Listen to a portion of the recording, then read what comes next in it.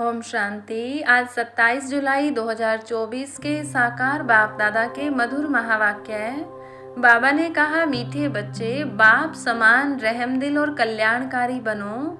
समझदार वह जो खुद भी पुरुषार्थ करे और दूसरों को भी कराए। प्रश्न, तुम बच्चे अपनी पढ़ाई से कौन सी चेकिंग कर सकते हो? तुम्हारा पुरुषार्थ क्या है? उत्तर, पढ़ाई से तुम चेकिंग कर सकते हो कि हम उत्तम पार्ट बजा रहे हैं या मध्यम या कनिष्ठ। सबसे उत्तम पार्ट उनका कहेंगे जो दूसरों को भी उत्तम बनाते हैं, अर्थात सर्विस कर ब्राह्मणों की वृद्धि करते हैं। तुम्हारा पुरुषार्थ है पुरानी जुत्ती उतार नई जुत्ती लेने का। जब आत्मा पवित्र बने तब उसे नई पवित्र जुत्ती मिले। ओम शांति। बच्चे दो तरफ से कमाई कर रहे हैं। एक तरफ है याद की यात्रा से कमाई और दूसरी तरफ है 84 के चक्र के ज्ञान का सिमरण करने से कमाई। इसको कहा जाता है डबल आमदनी और अज्ञान काल में होती है अल्पकाल क्षण भंगुर सिंगल आमदनी। यह तुम्हारे याद के यात्रा की आमदनी बहुत बड़ी है। आयु भी बड़ी हो जाती है, पवित्र भी बनते हो, सभी दुखों से छूट जाते हो। बहुत बड़ी आमदनी है। सतयुग में आयु भी बड़ी हो जाती है, दुख का नाम नहीं, क्योंकि वहाँ रावण राज्य ही नहीं। अज्ञान काल में पढ़ाई का अल्पकाल का सुख रहता है और दूसरा पढ़ाई का सुख शास्त्र पढ़ने वालों को मिलता है। उनसे फॉलोअर्स को कुछ फायदा नहीं। फॉलोअर्स तो हैं भी नहीं, क्योंकि वह तो न ड्रेस आदि बदलते न घर बार छोड़ते, तो फॉलोअर्स कैसे कह सकते? वहाँ तो शांति पवित्रता सब है। यहाँ अपवित्रता के कारण घर घर में कितनी अशांति होती है। तुमको मत मिलती है ईश्वर की। अभी तुम अपने बाप को याद करो, अपने को ईश्वरीय गवर्नमेंट समझो, परंतु तुम हो गुप्त। दिल में कितनी खुशी होनी चाहिए। अभी हम हैं श्रीमत पर, उनकी शक्ति से सतो प्रधान बन रहे हैं। यहाँ तो कोई राज्य भाग्य लेना नहीं है। हमारा राज्य भाग्य होता ही है नई दुनिया में, अभी उसका मालूम पड़ा है। इन लक्ष्मी नारायण के 84 जन्मों की कहानी तुम बता सकते हो। भल कोई भी मनुष्य मात्र हो, कैसा भी कोई पढ़ाने वाला हो, परंतु एक भी ऐसे कह नहीं सकेंगे कि आओ तो हम इन्हों के 84 जन्म की कहानी बताएं। तुम्हारी बुद्धि में अब स्मृति रहती है, विचार सागर मंथन भी करते हो। अब तुम हो ज्ञान सूर्यवंशी, फिर सतयुग में कहा जाएगा विष्णुवंशी। ज्ञान सूर्य प्रगटा, इस समय तुम्हें ज्ञान मिल रहा है ना। ज्ञान से ही सद्गति होती है। आधा कल्प ज्ञान चलता है, फिर आधा कल्प अज्ञान हो जाता है। यह भी ड्रामा की नूंद है। तुम अभी समझदार बने हो। जितना जितना तुम समझदार बनते हो, औरों को भी आप समान बनाने का पुरुषार्थ करते हो। तुम्हारा बाप रहमदिल कल्याणकारी है, तो बच्चों को भी बनना है। बच्चे कल्याणकारी न बने तो उनको क्या कहेंगे? गायन भी है ना, हिम्मते बच्चे मद दे बाप, यह भी जरूर चाहिए, नहीं तो वर्षा कैसे पाएंगे? सर्विस अनुसार तो वर्षा पाते हो, ईश्वरीय मिशन होना। जैसे क्रिश्चियन मिशन इस्लामी मिशन होती है, वह अपने धर्म को बढ़ाते हैं। तुम अपने ब्राह्मण धर्म और दैवी धर्म को बढ़ाते हो। ड्रामानुसार तुम बच्चे जरूर मददगार बनेंगे। कल्प पहले जो पार्ट बजाया था वह जरूर बजाएंगे। तुम देख रहे हो हर एक अपना उत्तम मध्यम कनिष्ठ पार्ट बजा रहे हैं। सबसे उत्तम पार्ट वह बजाते हैं जो उत्तम बनाने वाला है। तो सभी को बाप का परिचय देना है और आदि मध्य अंत का राज समझाना है। ऋषि मुनि आदि भी नेति नेति कहते गए और फिर कह देते सर्वव्यापी है और कुछ नहीं जानते। ड्रामानुसार आत्मा की बुद्धि भी तमो प्रधान बन जाती है। शरीर की बुद्धि नहीं कहेंगे, आत्मा में ही मन बुद्धि है।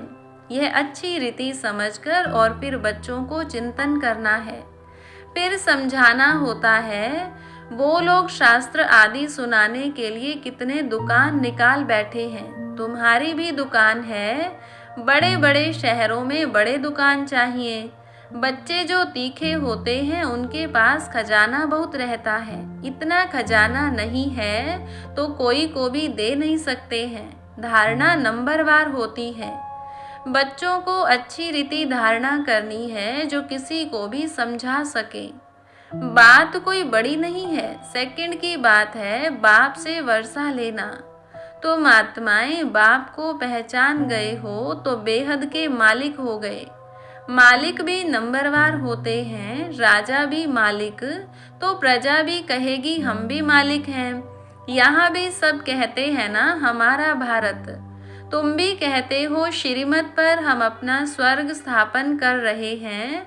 फिर स्वर्ग में भी राजधानी है, अनेक प्रकार के दर्जे हैं। पुरुषार्थ करना चाहिए उच्च पद पाने का। बाप कहते हैं जितना अभी पुरुषार्थ कर पद पाएंगे वही कल्प कल्पांतर के लिए होगा। इम्तिहान में कोई की कम मार्क्स हो जाती हैं तो फिर हार्ट फेल भी हो जाते हैं। यह तो है बेहद की बात। पूरा पुरुषार्थ नहीं किया तो फिर दिल शिकस्त भी होंगे, सजा भी खानी पड़ेगी। उस समय कर ही क्या सकेंगे, कुछ भी नहीं। आत्मा क्या करेगी? वो लोग तो जीवघात करते डूब मरते हैं, इसमें घात आदि की बात नहीं। आत्मा का तो घात होता नहीं, वह तो अविनाशी है। बाकी शरीर का घात होता है जिससे तुम पार्ट बजाते हो। अभी तुम पुरुषार्थ करते हो, यह पुरानी जुत्ती उतार, हम नई दैवी जुत्ती ले लेवें। यह कौन कहते हैं? आत्मा। जैसे बच्चे कहते हैं ना हमको नया कपड़ा दो, हम आत्माओं को भी नया कपड़ा चाहिए। बाप कहते हैं तुम्हारी आत्मा नई बने तो शरीर भी नया चाहिए, तब शोभता है। आत्मा के पवित्र होने से 5 तत्व भी नए बन जाते हैं। 5 तत्वों का ही शरीर बनता है। जब आत्मा सतो प्रधान है तो शरीर भी सतो प्रधान मिलता है। आत्मा तमो प्रधान तो शरीर भी तमो प्रधान। अब सारी दुनिया के पुतले तमो प्रधान हैं। दिन प्रतिदिन दुनिया पुरानी होती जाती गिरती जाती है। नए से पुरानी तो हर एक चीज होती है, पुरानी हो फिर डिस्ट्रॉय होती है। यह तो सारी सृष्टि का सवाल है। नई दुनिया को सतयुग, पुरानी को कलयुग कहा जाता है। बाकी इस संगम युग का तो किसको भी पता नहीं। तुम ही जानते हो यह पुरानी दुनिया बदलनी है। अब बेहद का बाप, जो बाप टीचर गुरु है, उनका फरमान है कि पावन बनो। काम जो महाशत्रु है उन पर जीत पहन जगत जीत बनो। जगत जीत अर्थात विष्णु वंशी बनो। बात एक ही है, इन अक्षरों का अर्थ तुम जानते हो। बच्चे जानते हैं हमको पढ़ाने वाला है बाप। पहले तो यह पक्का निश्चय चाहिए, बच्चा बड़ा होता है तो बाप को याद करना पड़े, फिर टीचर को, फिर गुरु को याद करना पड़े। भिन्न भिन्न समय पर तीनों को याद करेंगे। यहाँ तो तुमको तीनों ही इकट्ठे एक ही टाइम पर मिले हैं। बाप टीचर गुरु एक ही है। वो लोग तो वानप्रस्थ का भी अर्थ नहीं समझते। वानप्रस्थ में जाना है इसलिए समझते हैं गुरु करना चाहिए। 60 वर्ष के बाद गुरु करते हैं। यह कायदा अभी ही निकला है। बाप कहते हैं इनके बहुत जन्मों के अंत में वानप्रस्थ अवस्था में मैं इनका सतगुरु बनता हूँ। बाबा भी कहते हैं 60 वर्ष बाद सतगुरु किया है, जबकि निर्वाण धाम जाने का समय है। बाप आते ही हैं सबको निर्वाण धाम में ले जाने। मुक्ति धाम में जाकर फिर पार्ट बजाने लिए आना है। वानप्रस्थ अवस्था तो बहुतों की होती है, फिर गुरु करते हैं। आजकल तो छोटा बच्चा हुआ उनको भी गुरु करा देते हैं, फिर गुरु को दक्षिणा मिल जाएगी। क्रिश्चियन लोग क्रिश्चियनाइज कराने गोद में जाकर देते हैं, परंतु वह कोई निर्वाण धाम में जाते नहीं। यह सब राज बाप समझाते हैं। ईश्वर का अंत तो ईश्वर ही बताएंगे, शुरू से लेकर बतलाते आए हैं। अपना अंत भी देते हैं और सृष्टि का ज्ञान भी देते हैं। ईश्वर खुद आकर आदि सनातन देवी देवता अर्थात स्वर्ग की स्थापना करते हैं। इनका नाम भारत ही चला आता है। गीता में सिर्फ श्री कृष्ण का नाम डाल कितना रोला कर दिया है। यह भी ड्रामा है, हार और जीत का खेल है। इसमें हार जीत कैसे होती है यह बाप बिगड़ तो कोई बता न सके। यह लक्ष्मी नारायण भी नहीं जानते कि हमको फिर हार खानी है। यह तो सिर्फ तुम ब्राह्मण ही जानते हो, शूद्र भी नहीं जानते। बाप ही आकर तुमको ब्राह्मण से देवता बनाते हैं। हमसो का अर्थ बिल्कुल अलग है, ओम का अर्थ अलग है। मनुष्य तो बिगर अर्थ जो आया वह कह देते हैं। अभी तुम जानते हो कि कैसे नीचे गिरते हैं फिर चढ़ते हैं। यह ज्ञान अभी तुम बच्चों को मिलता है। ड्रामानुसार फिर कल्प बाद बाप ही आकर बताएंगे। जो भी धर्म स्थापक है वह आकर फिर अपना धर्म अपने समय पर स्थापन करेंगे। नंबरवार पुरुषार्थ अनुसार नहीं कहेंगे, नंबरवार समयानुसार आकर अपना अपना धर्म स्थापन करते हैं। यह एक बाप ही समझाते हैं मैं कैसे ब्राह्मण फिर सूर्यवंशी चंद्रवंशी डिनाइस्टी स्थापन करता हूँ। अभी तुम हो ज्ञान सूर्यवंशी जो फिर विष्णुवंशी बनते हो। अक्षर बड़ी खबरदारी से लिखने होते हैं जो कोई भूल न निकाले। तुम जानते हो यह ज्ञान का एक एक महावाक्य रतन हीरे है। बच्चों में समझाने की बहुत रिफाइननेस चाहिए। कोई अक्षर भूल से निकल जाए तो फट से राइट कर समझाना चाहिए। सबसे कड़ी भूल है बाप को भूलना। बाप फरमान करते हैं मामे कम याद करो, यह भूलना नहीं चाहिए। बाप कहते हैं तुम बहुत पुराने आशिक हो, तुम सब आशिकों का एक माशुक है। वह तो एक दो की शक्ल पर आशिक माशुक होते हैं, यहाँ तो माशुक है एक। वह एक कितने आशिकों को याद करेंगे। अनेकों को एक को याद करना तो सहज है, एक कैसे अनेकों को याद करेंगे। बाबा को कहते हैं बाबा हम आपको याद करते हैं, आप हमको याद करते हैं। अरे याद तुमको करना है पतित से पावन होने के लिए। मैं थोड़े ही पतित हूँ जो याद करूँ। तुम्हारा काम है याद करना क्योंकि पावन बनना है। जो जितना याद करते हैं और अच्छी रीति सर्विस भी करते हैं उनको धारणा होती है। याद की यात्रा बहुत डिफिकल्ट है, इसमें ही युद्ध चलती है। बाकी ऐसे नहीं कि 84 का चक्र तुम भूल जाएंगे। यह कान सोने का बर्तन चाहिए। जितना तुम याद करेंगे उतनी धारणा अच्छी होगी, इसमें ताकत रहेगी। इसलिए कहते हैं याद का जौहर चाहिए। ज्ञान से कमाई है, याद से सर्व शक्तियाँ मिलती हैं नंबरवार। तलवारों में भी नंबरवार जौहर का फर्क होता है। वह तो है स्थूल बातें, मूल बात बाप एक ही कहते हैं, अल्लाह को याद करो। दुनिया के विनाश के लिए यह एक एटॉमिक बॉम्ब जाकर रहेगा और कुछ नहीं। उसमें न सेना चाहिए न कैप्टन। आजकल तो ऐसा बनाया है जो वहाँ बैठे बैठे बॉम्ब छोड़ेंगे। तुम यहाँ बैठे बैठे राज्य लेते हो, वह वहाँ बैठे सबका विनाश करा देंगे।